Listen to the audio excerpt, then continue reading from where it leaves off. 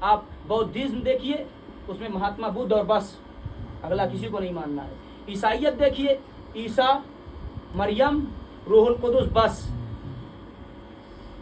آپ یہ یہودی جو آج کل فتنہ فساد کی جڑ بنے ہوئے ہیں، ان کو دیکھیے، موسیٰ، ہارون، بس، اگلا کسی کو نہیں ماننا ہے نا.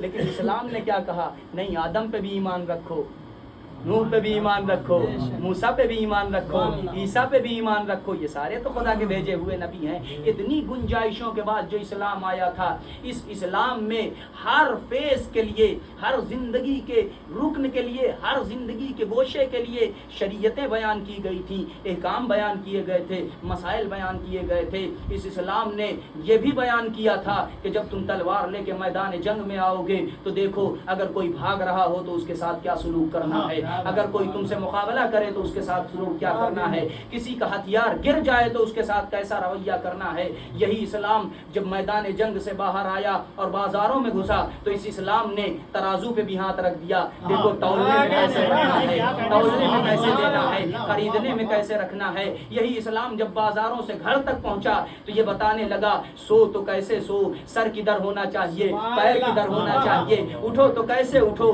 مسجد میں جاؤ تو قدم پہلا کون سا جانا چاہیے، بیت الخلاء میں داخل ہو تو قدم کون سے رکھنے چاہیے، اٹھو تو کس انداز میں اٹھو، والدین کے سامنے ہو تو کیسے ہو، باپ کے سامنے ہو تو کیسے ہو، بھائی کے سامنے کیسا رویہ ہو، چچا کے سامنے کیسا ہو، مجلس میں بیٹھو تو کیسے بیٹھو، تنہائی میں رہو تو کیسے جیو.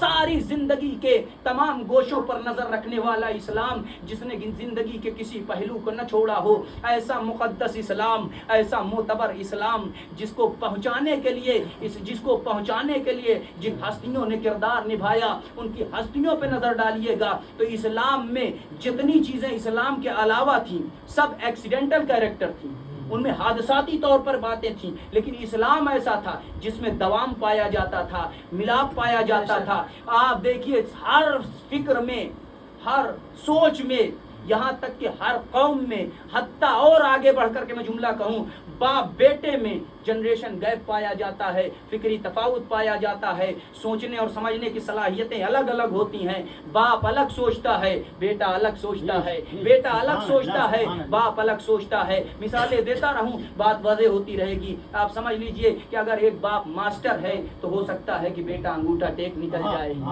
آپ دیکھ لیجئے ایک بیٹا انجینئر ہے تو ہو سکتا ہے باپ ان پڑھ رہا ہو. اسی طرح آپ دیکھتے رہیے ہر 20 سال کے بعد تفاوت آتا رہتا ہے. آپ نظر دوڑاتے جائیے، اگر تاریخ میں آپ اتر کر کے دیکھیے گا تو آپ دیکھیے آئنسٹائن اتنا بڑا سائنسٹسٹ تھا، لیکن سائنسٹسٹ جب قبروں کے اندر گیا تو آئنس الگ رہا، ٹائن الگ رہا.